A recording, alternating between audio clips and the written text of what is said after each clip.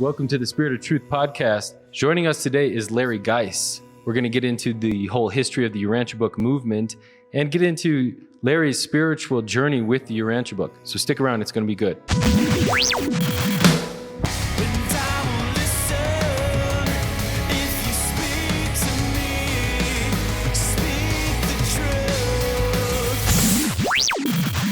Welcome back to the Spirit of Truth podcast.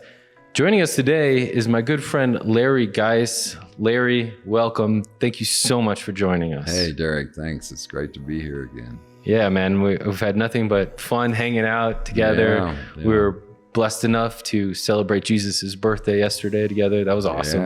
Yeah, with some old friends that are now all living in the Boulder, Denver area, but many of them lived out in the Bay Area with me during various times. Cool. And so it's like a family reunion. Yeah. Of people that I've met over the years, over the almost 50 years since I found the book and started to find people that were also reading it. You said over 50 years? Almost 50 years. So it was 1970 was the year that I first heard about the book or even read it or even saw it. Wow. Okay, well, let's just jump in right there. Okay. Can you tell me and everybody at home about maybe your journey with the book, how you found it, your development, that story? Well, I was, I grew up in a small town in Oklahoma and with very religious parents and was at church all the time. And I started hearing about Jesus when I was like 2 years old and would be brought to nursery school and hear little nursery rhymes. So Jesus was always a part of my life. But the Jesus that we know of, traditional fundamentalist Christianity that died for our sins. And, when we had to say that we were sinners and get saved or we were going to go to hell. Anyway, that's my background. I went through 12 years of high school in the same little town in Oklahoma.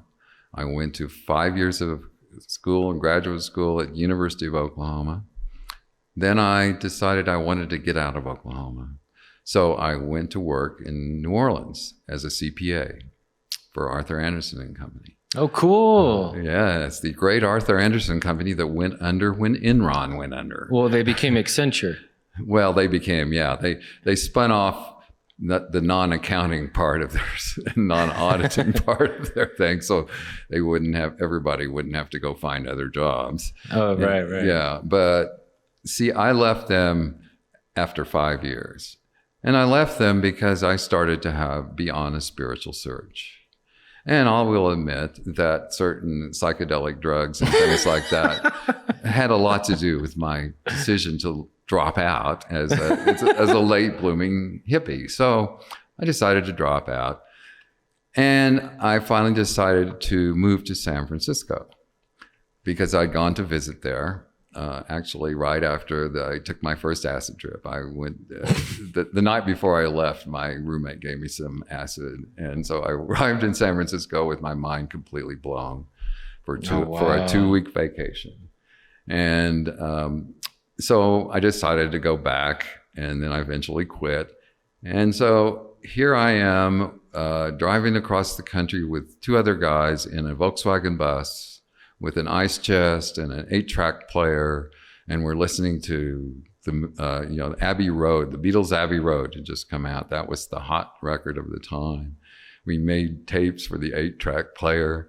We didn't want to have to spend any money, getting motel rooms or something. So we just kept driving, and we got to Albuquerque where we had a place to crash. Cool. And then the next night, we wanted to be at the Grand Canyon. None of us had ever seen the Grand Canyon. So we get to the Grand Canyon the next evening, and we were going to take something that night so we wouldn't have to go to sleep.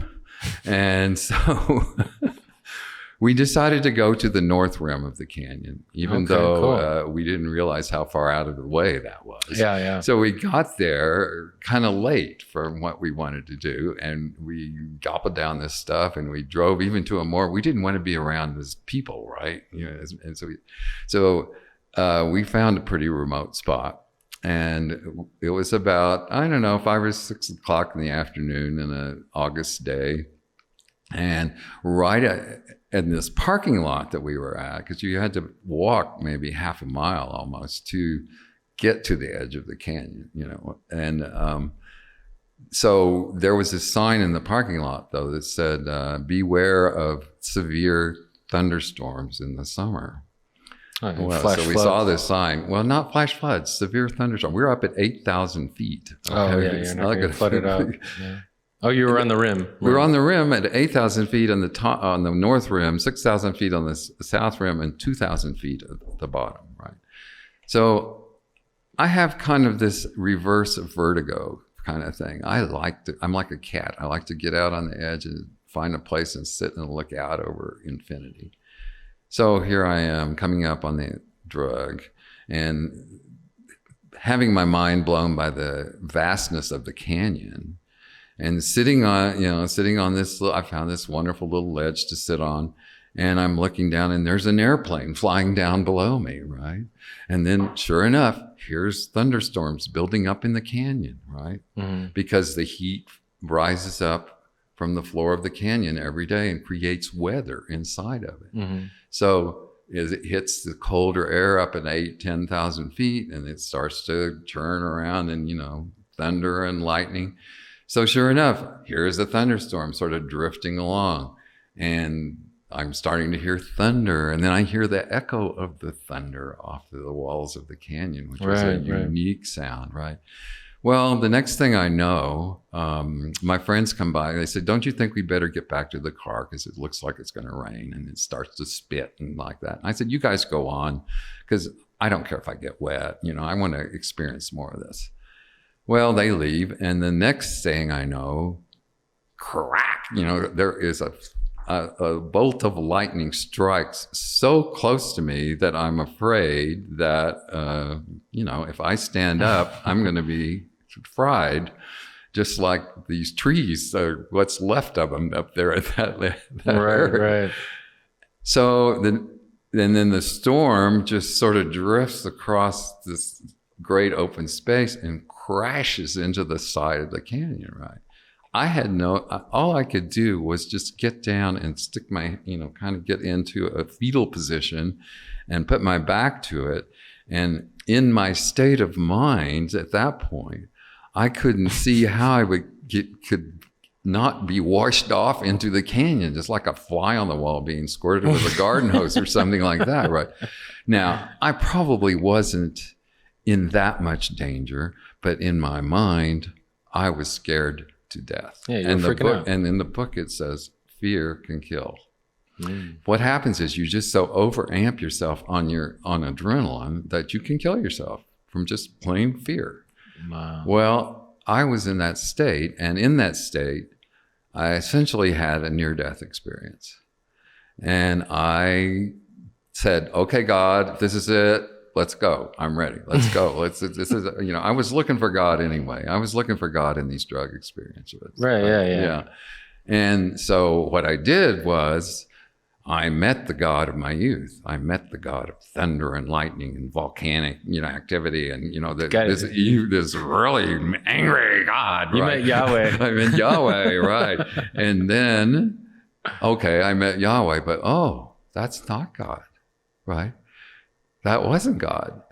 And I was still alive and I was still conscious, right? But I was still suffering the effects of being caught in this storm. And my mind, I really had I almost went crazy. I really realized I have to do something to kind of hold my mind together, right? Mm-hmm. So, but my friends in some previous trips had said, if you're ever in a problem, if you're ever in a bad trip, you reach out to us. We're there telepathically. We'll come and help you. And so I kind of did that. And but I was really, totally absorbed with my own horrible situation. Well, then I had a thought, I wonder if my friends are okay. Right. Oh, wow. And as soon as I had that thought, everything just changed.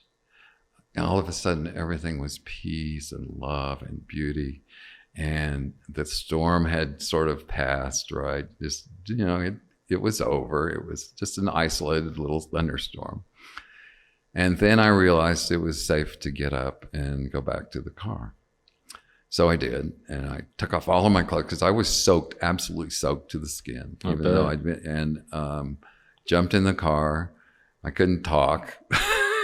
We were all three tripping. So, but I had taken twice as much as they had for some reason. So they promptly went to sleep, and I stayed awake all night in the car and talking to God. And I got a lot of answers to some questions. For instance, I had this question, well, what's the difference between Jesus and Buddha? You know, Are they the same kind of being? Well, here's the answer I got. They said, well, Buddha was the most egoless man that ever lived. And Jesus was the most perfect ego that ever lived.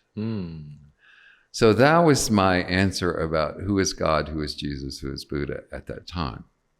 Well, 2 or 3 days later, I'm in Los Angeles, crashing at another place, getting ready to hitchhike up the coast to San Francisco so I could find where I was going to live. So I didn't have much but a backpack with me, you see. While I'm staying there at this place, some random person comes by that knew the guy I was staying with. He had just come back from living in the trees up in Hawaii, you know, going back to the land there. He had passed through Big Sur and he knew the cook at the Nepenthe Lodge and restaurant there. And the cook's name was Peter Rabbit. And Peter Rabbit told him about this big blue book called the Urantia Book. And he said, I think this is a book you might like to try to find out about, because we were talking about all these God stuff, you know, and stuff. Yeah. So the next day, I happened to go by, my host took us to a place where there's this guy that's into this spiritual stuff. He wasn't into it at all. So he took us to this place, and we went, and the guy who we were supposed to see wasn't there, but his roommate was there, and he let us in the room.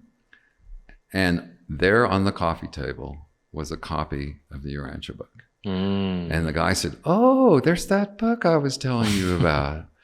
So that's the first time I heard about it, the first time I saw it. Wow. We looked at it for 15 or 20 minutes until our host said, you know, the guy said, we got to go. We got to get out of here. And I said, okay. The next day I went down to Hollywood Boulevard to the bookstore, Pickwick Bookstore. I looked at it again. I knew I had to have it. But I didn't want to carry that big, heavy book with me as I hitchhiked up to San Francisco. So I said, you know, I'll get a hold of it when I get settled in San Francisco. So that's the short version of the story. And that's what happened. It took me, I had to go back to New Orleans, close down New Orleans, come out there and get situated. And the first thing I did was go out and buy that book. And I didn't have anything to do but sit down and read it. Nothing else to do. And here we are now. How many years later? 1970. Here we are almost 50 years later. Okay. So here we are. 50 years later. Well, now at that time, there was no index to the book of any sort. The Concordex here, the first version of this, had not been published yet. That wasn't until about 1971 or 72, I think. Just to maybe fill people in at home on the Concordex. Okay, well, the Concordex was put together by a man named Clyde Bedell, who was one of the members of the Forum. Those of you who know what that was, he was a major member of the Forum. He was an advertising man. And he originally proposed that, you know, they take out full page ads in all the newspapers to announce the publication in 1955. And of course, he was promptly voted down on that. Okay. And so he was always chafing against the bit of the go slow and, you know, let's just, let's not push this too fast. Well, no, hold on. You say that like everybody knows what that is. Well, so, you know, the attitude of the publishers and of the Urantia Foundation that were the publishers, they had been told to go slow. They had been told to not advertise. They had been told to do a word of mouth kind of thing. So as far as sharing the Urantia book. As far as sharing it, that to not promote it in any kind of commercial way. Okay. Right. So the people that thought that would be a good idea were summarily squelched. And, by that time they had copyrighted it, of course, before it was published. They had copyrighted it.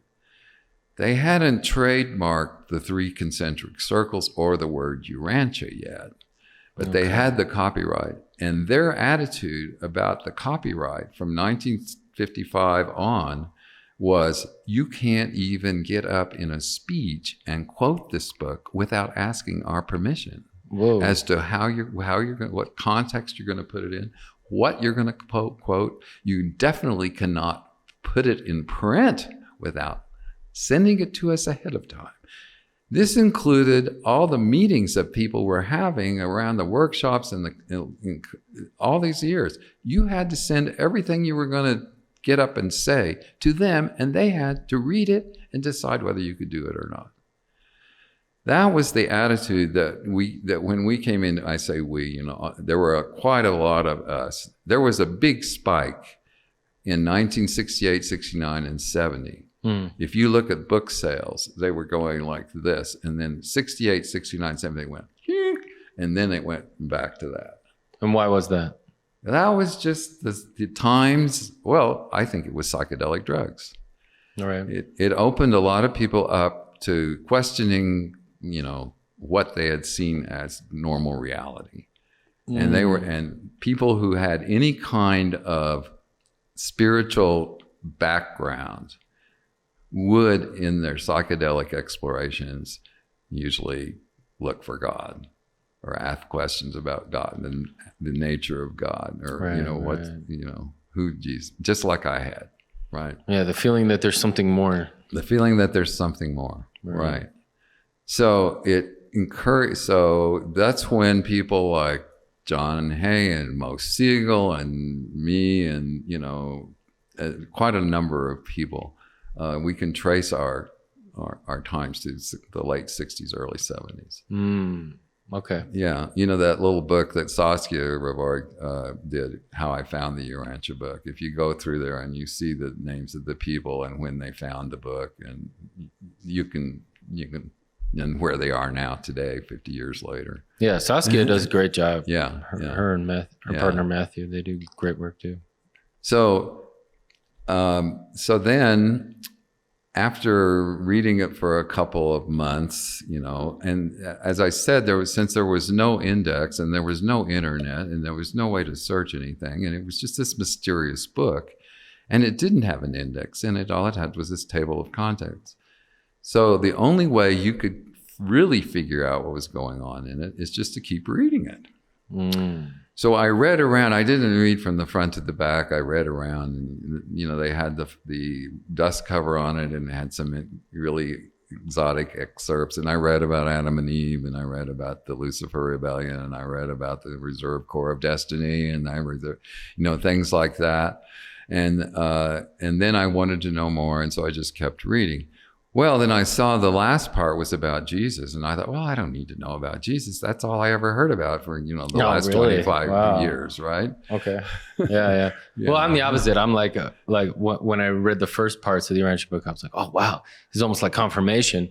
I was like, okay, well, let's see what it has to say about Jesus, because if this part's true, then I need to know what it has to say about Jesus, right? And that's what I did finally. When I finally read it, then it brought Jesus back to me, because I had become agnostic, literally. In college for me. And I wouldn't say I was atheistic, but I was definitely agnostic. Right. So you were obviously searching. And there I was able to go back and everything good about Jesus that I'd been taught growing up.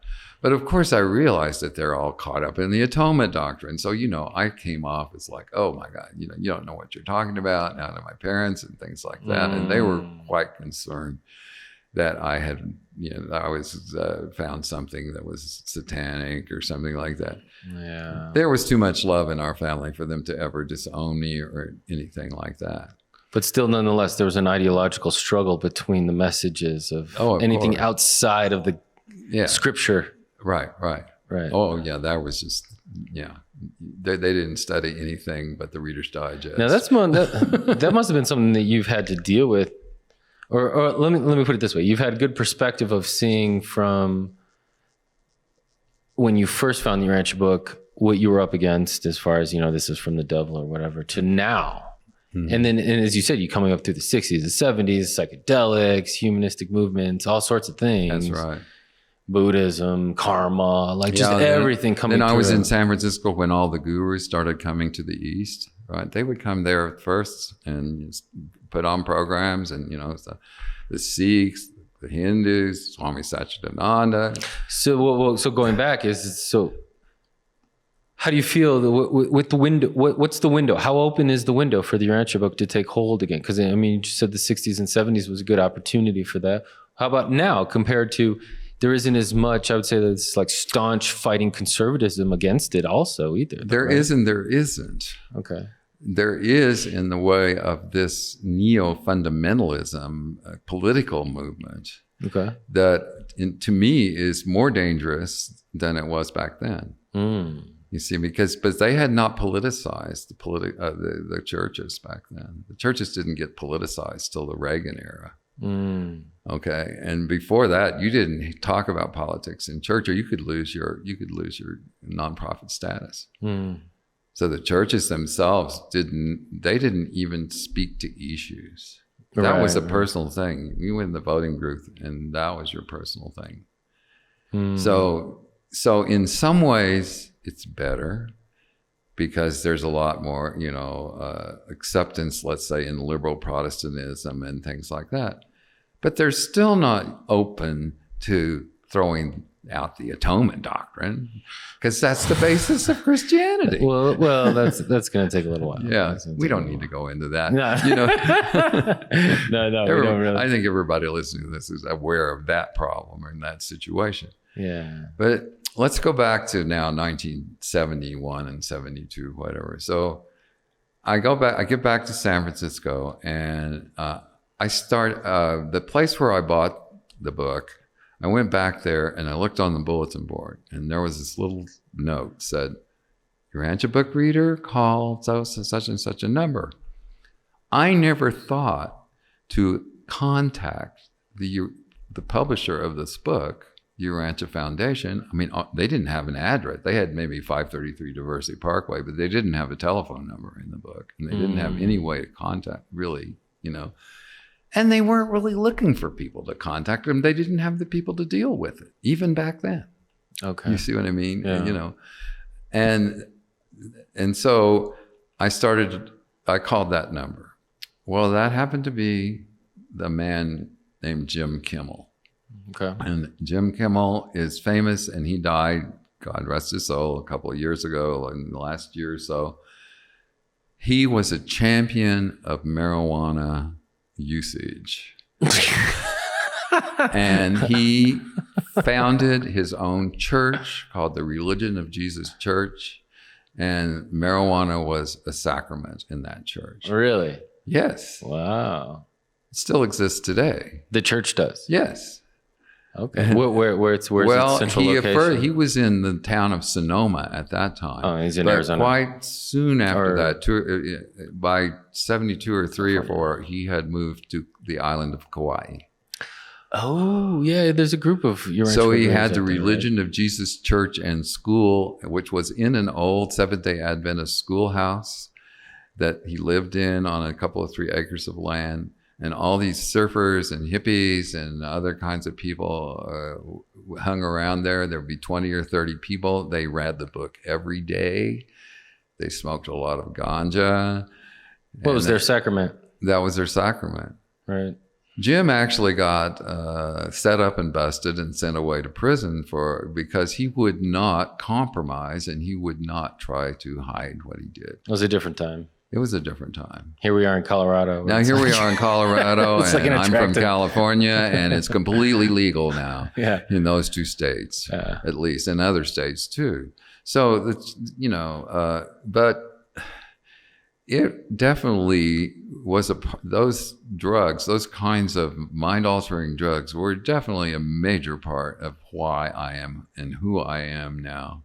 And I've used those drugs, not heavy psychedelics, but I've used those drugs off and on, my entire life ever since then.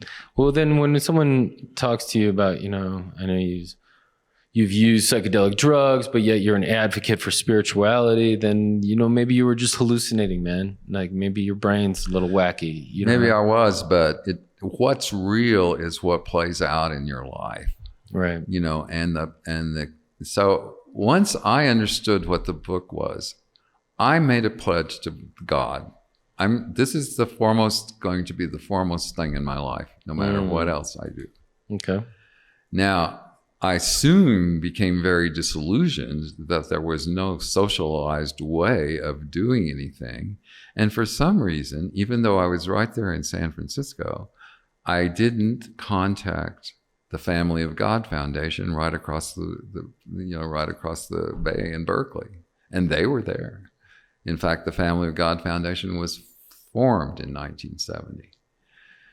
So I started meeting other readers, just there were people in San Francisco. Well, people don't know what the Family of God Foundation is. Okay, the Family of God Foundation was oh boy, how do I adequately express this? It was built around a very charismatic person named Vern Grimsley. Vern Grimsley also died in the last few years. And Vern was from Kansas. And he had found the book when he was at the University of Kansas, and he was a major in radio and television, and he had this a very charismatic and intense delivery of a radio voice. So he started a radio program that promoted the fatherhood of God and the brotherhood of man, the real gospel of Jesus. And he would stand outside the gates of the University of California in Berkeley and talk to the students about God, about this, and record them, and then edit them down into these 5-minute, I think it was, 5 to 10 minute little programs. And they began he gathered a group of people around him, and they were a study group, but they were also this foundation that was going to put this message out on every English-speaking radio station on the planet. Whoa. And they achieved that goal in about 4 or 5 years. They were on Radio Australia. They were on Voice of America kind of, things on those English-speaking channels, and on virtually every English-speaking radio station that would accept their free little 5-minute things. Mm-hmm. So had I contacted Vern, he would have been very upset with the fact that I was a long-haired drug-using gay man. That would not have. So he was pretty conservative. That's a very understatement. That's okay. He came to California to stem the tide against the use of psychedelic drugs, and they thought that was the unraveling of society. So he envisioned himself a reformist a bit. Well, a staunch, champion of the right and good way. Okay. The 1950s attitudes toward just about everything. Okay. So I didn't come under his influence, and then I met enough other readers, some of whom went on to have long careers in different aspects of the book, and we started study groups in San Francisco. Up to that time, there hadn't been anything going on in San Francisco that we knew about. What year was that? Well, that was 71, 72. And actually, the remnants of that study group are still going on there. No way. The original study group. Awesome. And it was actually formed by some of us just finding each other by strange kinds of means. And I thought the first time I went to the meeting that it had been going on forever. I didn't realize that was the first night of it. Wow, you landed right in on the first night. Yeah. Cool. And then the guys, these two guys named Bruce Thurston and Richard Cronenberg, and they had both dropped out of their jobs, and they were living in this big old house out in a very nice part of town, sort of very upscale part of town, not where the hippies lived. And they had somehow got on the lease of that house. I moved into it by April of 71 rather. By April of 71, I moved into that house. And then I had 4 or 5 people living in the house. Sometimes we had daily readings. A lot of us were on unemployment and just doing odd jobs and things like that. So it's kind of like you were part of the hippie wing. I was a late blooming hippie. A late blooming hippie. So of this Urantia movement, because it seems like there was kind of installments of this, and then you came in at the moment when there was the conservative interests, with like a leader like Verne, but yet the signs of the times were this growing hippie humanist evolution. Right. And whereas if you went to there was a gathering, there was a conference or weekend conference in Los Angeles in 1972, I think it was. Okay, it was the first time anything had happened outside of the Chicago area. And there was a woman in Los Angeles named Julia Fenderson, and she had moved out there and was kind of like, the pioneer bringing the book out to Southern California. So there were study groups of people there. So they put this conference together, and some of the trustees came out, to be there. And a bunch of us hippies, we hitchhiked down and we took the midnight. There was this flight that the old PSA, Pacific Southwest Airlines had, that it was like a first come, first serve flight that left at midnight every night between San Francisco. So you had to come and get in line. And if you were in the first 30 people, you got on the plane, and it cost like $10 or something like that. Dude, that's awesome. So some of us went down to this thing. Wow. We found places to stay with other people, other readers down there. And then people came from Oklahoma and from different parts of the country. And there was a whole program. And the Family of God people, by that time, had most of the program, and Vern Grimsley was always the keynote speaker, and Clyde Bedell gave a series of things. And I remember writing to somebody about it that I was amazed at how diverse the attendees were, because we had everything from really hippies out of the woods almost, to all the trustees in suits and such, right? So, but I found that to be pretty significant, that it could encompass that much diversity. Right. And so I looked at it as a positive thing, despite the fact that we weren't really welcomed with open arms. Well, let's hang on. Let's cut in right there. Is this notion that you've been able to live through a couple of generations of this Urantia movement or whatnot. And so you've seen kind of leadership change generationally. And when you were coming in, when you were like, like my age or whatever, or younger. And then you were up against this kind of resistance, right? Yeah. So were you alone in this? How many people were thinking like you were, just about everybody, but the people that lived in Chicago area. So everyone but people in Chicago. Or else they were like the emissaries, like Julia Fenderson there in LA that had been part of the Chicago area. Okay. So the people that were steeped in the culture of the history of it, and the secrecy around the Contact Commission and everything like that, and the importance of the copyright, and the copyright and the use of the copyright to control the dissemination or even the expression of it in a person's personal life. Really?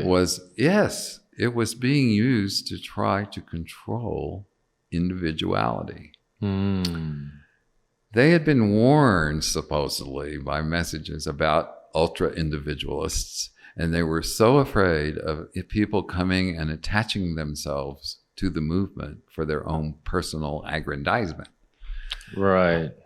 And so most of us weren't into it for that. We really believed in it, and we were ready to kind of spread it out and get it out there. Well, we were thwarted just about at every turn by one form of go slowness.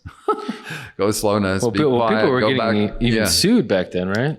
Well, then they started doing that, right? Yeah. And there was an organization in a group of people in the Los Angeles area called the Urantia Research Society, and there were some independent readers of the book, and they started publishing things and talking about the book.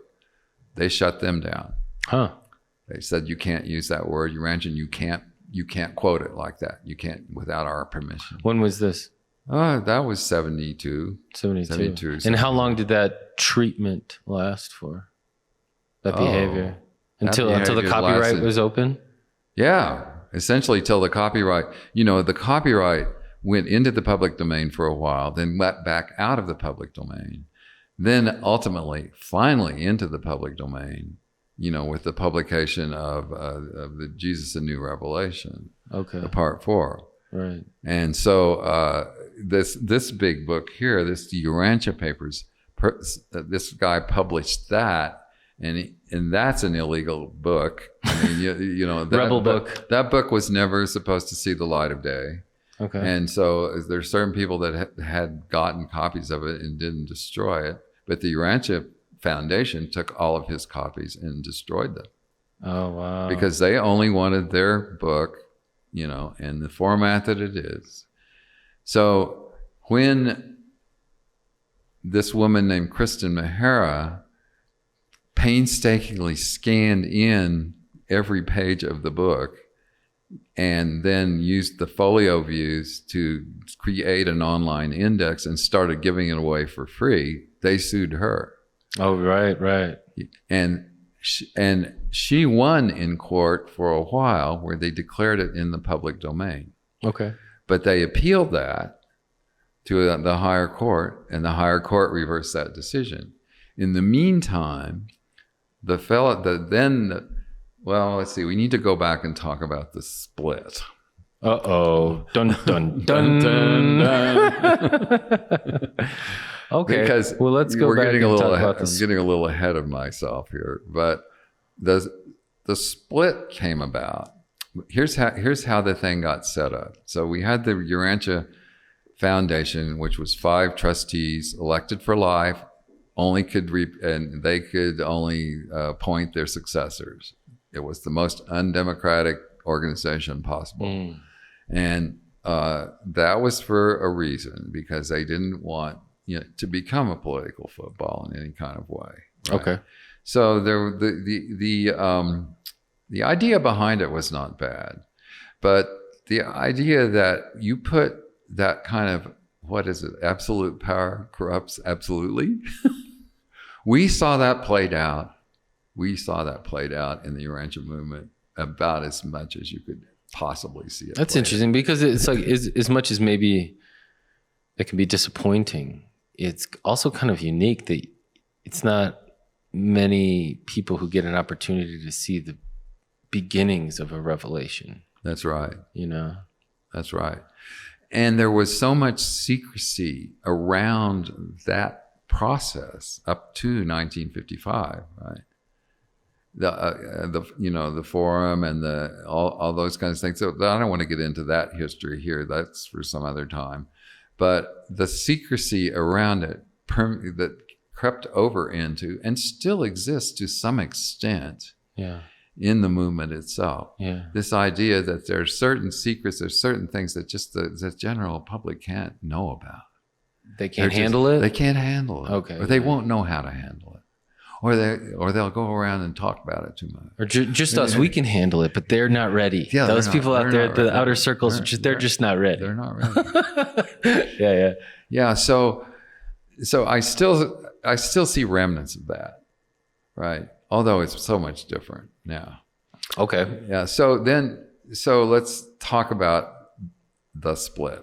Okay, here we go. And how come we have 2 different publishers. Why are Urantia Book. Why are there two different Why publishers? are there two different publishers? And so the way they set up the organization at the beginning, the foundation was these 5 trustees, right? That was it. And the 5 trustees, and so they, and then the Dr. Sadler, had willed the building at 533 Diversity Parkway, his home and his office and everything, to the foundation. Right. So they had a physical place to be. Well, then they formed, the Urantia Brotherhood was formed out of the early readership.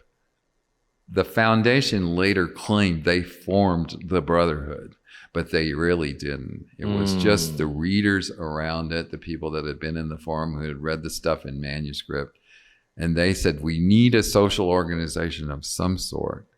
Otherwise, this other nefarious people are going to jump in and take over the social organization. Okay. And instead of trusting, evolution to take care of that, they set up this, what they thought would be the perfect organization if there were hundreds, thousands of societies and millions of study groups, that this one kind of organization would be able to process handle all that load. Yeah, handle that load. Okay. Well, then the foundation assigned to the Urantia Brotherhood, this organization with 36 general counselors and individual societies as members of it, they assigned to them the marketing of the book. Okay. The distribution and the marketing of the book. And they all had their offices in the same building, but there was a clear delineation of this is foundation work, this is fellowship work. This is the foundation's employee, this is the fellowship's Urantia Book Fellowship. Yeah, Urantia Book Fellowship and the Urantia Foundation. So there was 2 separate entities in one building. Right. Doing their thing, but still kind of working for the same revelation. Well, they worked together completely. They worked in harmony. Okay. And then the last of the contact commissioners died, right? And newer blood started flowing into the Urantia Brotherhood. Okay. And they started to elect their president. They elected, it's like a republic, really. It's not a democracy, but in the democratic process of electing their president, other people besides those right around the Chicago area that were steeped in the lore of how it all came to be and the secrecy around it, started to want to do other things. So at one time, the Urantia Brotherhood wanted to do a marketing research a study on the book. And when the trustees at that time heard about that, they said, no, if you do that, if you proceed with that, we are going to remove your right to use the name Urantia in your name. We're going to remove your right to have the 3 concentric circles as your symbol.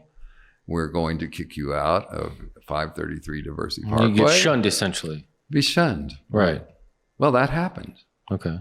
That happened, but that was the catalyst, was just the potential of this marketing research. By that time, this man named Martin Myers had become president of the foundation. Okay. He was a fraternity brother of Vern Grimsley's, okay? And he was a lawyer. And I remember when going down, and he had been put on the board on the Urantia, he made a trustee early on, right? Okay. And he was a lawyer. And I thought, great, now they've got their own lawyer. They won't have to go out and spend all this money on legal fees like they were doing, to sue everybody under the sun. I mean, he can just do it himself. And well, it was just the opposite. They just, suddenly that's all there was legal fees and lawsuits and everything like this. Oh, wow. Well, now I want to be kind to Martin, but Martin was a classic paranoid. Okay. And Martin became very, very sure that the evil ones were all around him in all kinds of guises, and they were trying to do everything they could to, destroy his revelation. Sabotage the revelation. Sabotage the revelation. Okay.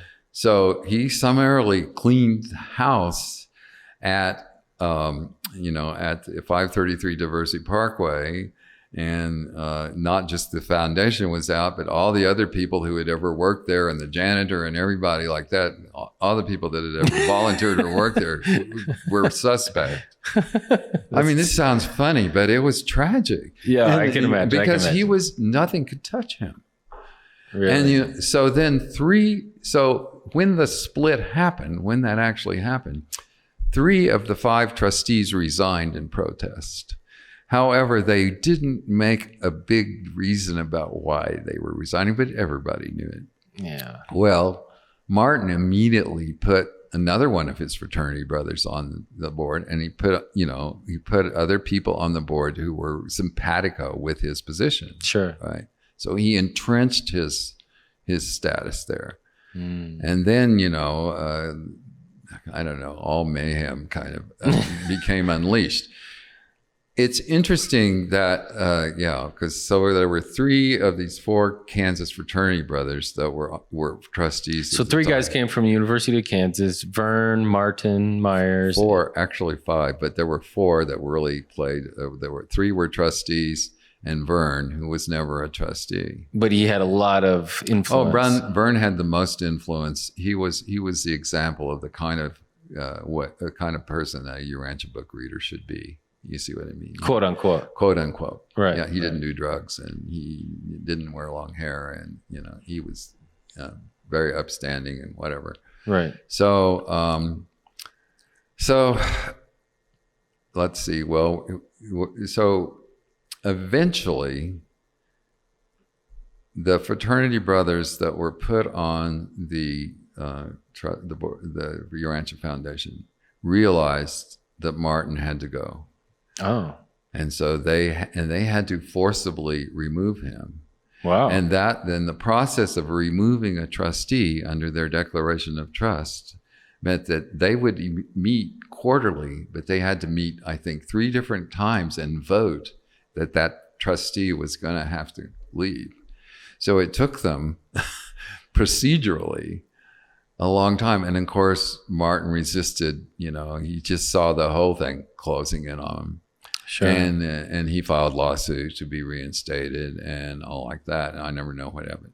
I do know that at some point he delivered to the state of Illinois this like a stack of paperwork like this. Jeez. To prove that he shouldn't have been removed. Wow. And to this day, as far as I know, he has not changed his position. So if he had the opportunity, he'd come back and be the president? Yeah. I think so. Wow.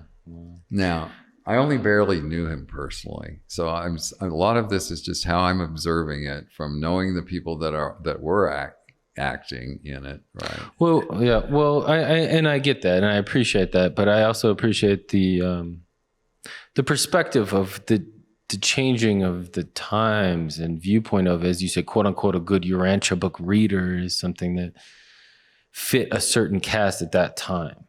Yes. And now there is I don't feel this description that one needs to fit in order to be a Urantia book reader, other than perhaps holding one's personal accountability level to that of loving God with all your heart and loving your neighbor as yourself. Exactly. Right? Exactly. So, with that being said, at that time, when did you feel that there was a shift between a certain typecast of what a Urantia book reader should be towards, hey, the bag's open, the box is open, it's okay. However you express yourself in this, however you want to share this, it's okay. Like, there's not going to be as many restrictions on this. That really didn't happen until the early 90s. Okay. When the Jesus: A New Revelation was published by Harry McMullen, and then consequently before the foundation could sue him, he sued the foundation.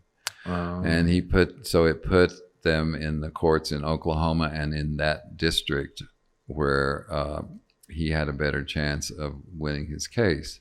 And what the courts eventually determined was that the renewal of the copyright in 1986, I think it was 21-year copyright from 55 to 86. Is that right? 76, yeah.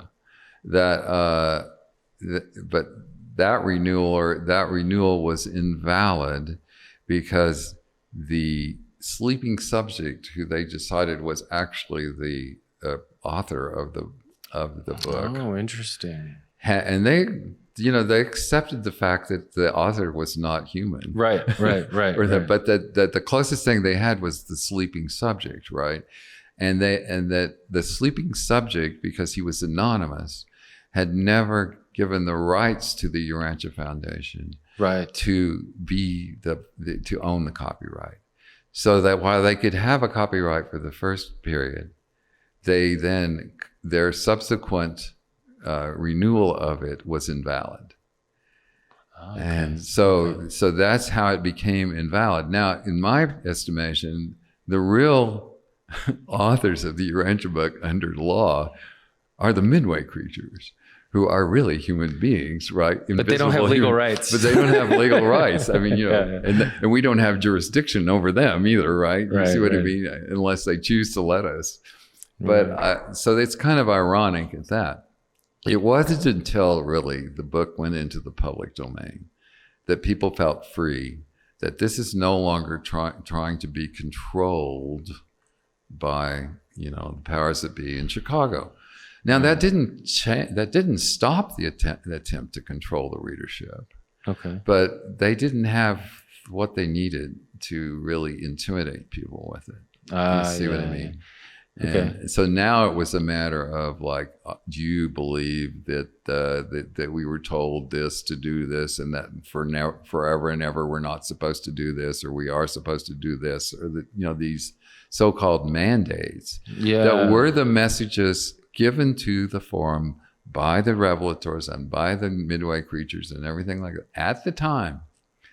But it still exists, this attitude that those messages and the declaration of trust that created the Urantia Foundation have the same kind of status as the revelation itself.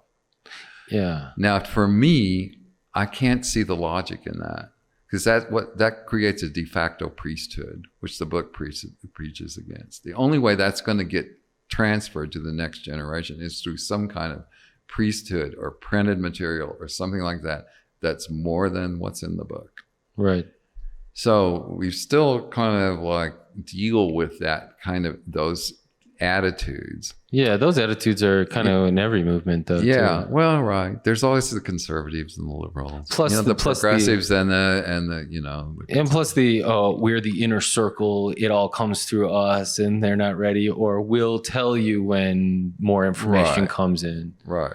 Something like that. So there's more intricacies to this story.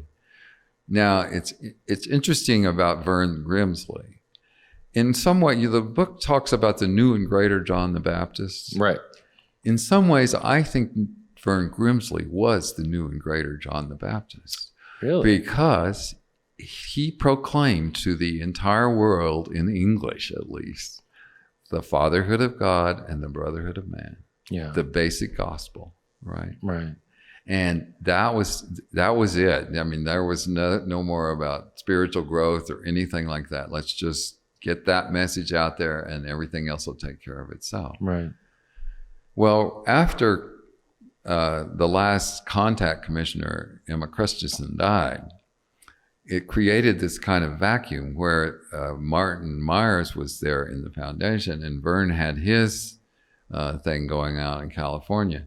And they started to vie for control of the movement. There's and a power Vern struggle. then, in what was the date exactly? 93. When was the 80s? 80s, the late 80s, right? Mid 80s? I don't know. I'm sorry. We'll have to fix that. It's all good, man. No, all good. Vern started to receive messages from unseen sources. And the messages said that World War III was imminent, and that he needed to do everything he could to get ready with his little flock of people, or everybody that he could tell. Since he was as well known in the movement as anybody, he broadcast this warning we need to that you need to be ready for total thermonuclear war. World War III. World War III. Yeah. Is about to happen. Wow. So the people around him by that time had bought this school in Clayton, California. Okay. This old Catholic school. They all were holed up there, and they converted all their assets into gold, and they created a bunker, and they got ready and he gave a date as when this was going to happen. It was in October, early October, I think. And so certain people did some significant things because they believed him. And for a while, some of the trustees and Martin Myers and everybody believed him. Then they decided, oh no, he's gone off the deep end. This is not true. This is not. Because Verne said, you need to move the plates and everything from Chicago out to Berkeley, out to our place, and out to our bunker. Oh, it's almost like a power grab, too. Oh, it was a power grab. Yeah. Pure and simple. Oh, okay. Now, there's something about Verne that I want to share. Verne, because of his charisma and the people that came around him, became to function like a conventional guru does in the tradition of the yoga tradition. But gurus are trained by other gurus. You see what I mean? They are trained to know that when they start to get essentially treated like God by their followers and being like they have a better connection to God than the followers do, right? That they can tell the followers what to do, and that's the will of God.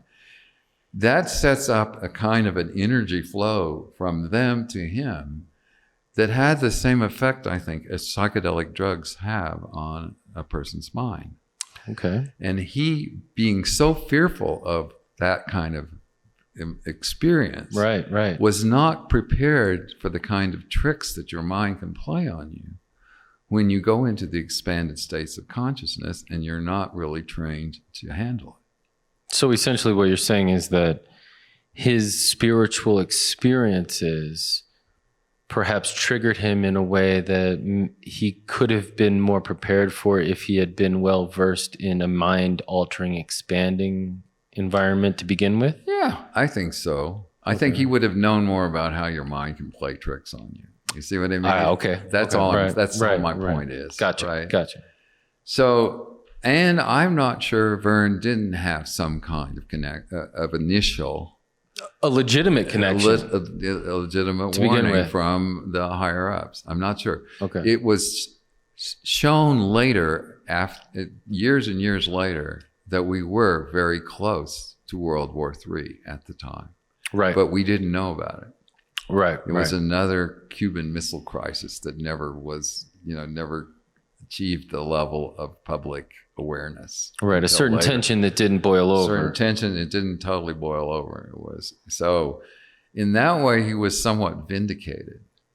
But he immediately, he went with the reason I called him maybe the new and greater John the Baptist. Like John the Baptist, his mission was suddenly cut short and ended, and just like John the Baptist was arrested and beheaded, and his mission was over. Interesting. And that's just my own view of the symbolism of what happened there. Yeah. Okay, so let's go, because I remember my first guess, I think it was either with David Cantor or with Halbert. We talked about John the Baptist showing up on the scene and then requiring some things of repentance from people who've never been required to repent before. Right. And so I wonder, what did Verne bring that was new, that wasn't required, or you know what I mean? What was he bringing to the table? That's not the symbol. I'm using just that one quote out of the book that says, "Someday a new and greater John the Baptist will arise, proclaiming the fatherhood of God and the brotherhood of man." Okay, yeah. Not the atonement doctrine. Right. Not the Pauline gospel about Jesus. Just the gospel, the pure itself. Gospel of the fatherhood of God and brotherhood of man. Right. Technically, he did that. Now, maybe not in all the languages of the world, right?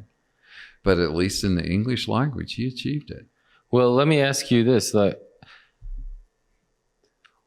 what does it mean to you when someone shares the gospel? You know, love God with all your heart and love your neighbor as yourself. But yet maybe they don't live that way, but yet they have such a position of influence that they're sharing the gospel message. But are they really, you know, like living, like you get a lot of big preachers out there that maybe they don't live with the same integrity, but still they're sharing that message out there, that gospel message. Well, that message, that gospel message is there. It's like the book says, it's in the cocoon of all the forms of Christianity. It's there in the cocoon. It hasn't been lost. It's just been unemphasized, or, you know, it's been given second, you know, that's the second mile almost. You get saved by confessing your sins and being baptized and whatever, and doing whatever other ritual that particular denomination wants you to do. And then you should try to live the golden rule. Right. And then if you're a good Christian, maybe you do live the golden rule. Well, I was lucky to have been brought up by two human beings who did try to live the golden rule as well as, you know. And I can remember when my grandmother, this old German grandmother, Earth Mother, took me aside when I was 6 or 7 years old and told me I needed to get saved or else I was going to hell. And she was so well-meaning and loving and everything like that. And it just didn't make sense to me. But I went through the process. You know, I finally did it. I resisted it for a while. And so that sort of meant, you know, to my parents that, well, I was there. I did have some kind of sin I needed to get rid of. But after I got saved, so to speak, and got baptized, I didn't feel any different. I didn't feel like I'd been changed at all. Yeah. You know, I was only 78 years old. Yeah. The baptisms are usually more for the parents than for the children anyway. Yeah, well, you know, in the Baptist church, you get dunked completely. Sure, right? Sure. And so they don't sprinkle the babies, right? You don't get baptized until it's your decision. Right. You know, babies don't have any decision about getting baptized. Right. So those kinds of those parts of Protestantism are more evolved in a way than Catholicism and some of the other places that look at that kind of thing and don't see it as symbolic. You know, it reminds me that, you know, the tendency of individuality in religious movements and things like that, and that it's either this fascist regime of having a king or it's this more sustainable development that reflects more of a unity in philosophy or goals, not this uniformity in look and thinking and creeds and stuff like that. You understand what? Well, there's been the watchword in the movement about unity, not uniformity. Right. So when that was promulgated first in 1972 or so, it was kind of like, there's two ways to achieve unity, okay? Okay. So you've got two sides and they have two different views of how things should work, okay? So how are you going to achieve unity there? Well, there's one way. If you come over to my way of thinking, then we're going to have unity. Sure, why not? So that's the kind of unity that was always really being preached by the foundation and the kind of people that called for unity in the movement. Okay. But they said, and not uniformity, but they really wanted uniformity. Right. They wanted uniformity of attitude toward how to proceed with things, or how to publish the book, or who should publish the book, or how it should look, or whatever it was. You see what I mean? Right. And so it's as simple as that. That the real unity that you teach, that the Urantia book is teaching about, is acceptance of the greatest amount of diversity possible. Right, totally. And that is always our challenge. Somebody always has something that's kind of outside of where they want to be, you know? Sure. Even if it's a poor homeless person on the street, right? The Good Samaritan, you know? It's the ultimate parable about that. You know, who is really your brother's keeper? You know, so what going forward with this, I've just got to say, in the kingdom of heaven, there are no outgroups. Yeah. And the whole history of the Urantia movement has been littered with groups that have, there's an in-group and there's an out-group. How do we control the out-groups? How do we control the individual that wants to go out and, you know, get on television and talk about it? Right. Well, just about everything that they feared has been done. And nothing happened. Right. No great horrible thing happened. Everything that they said don't ever do, don't ever advertise it, don't ever put it in, you know, don't ever go on the radio and talk about it, don't ever do this. No, it's not time. It's all been done. Nothing ever happened. Right. What really besmirched the word I want here, the reputation of the Urantia movement is this attitude of disunity. And the attitude of those in power of trying to exercise their power over the other readership. To me, that's what, you see, their own desire to protect it and to keep it from harm and to safeguard it.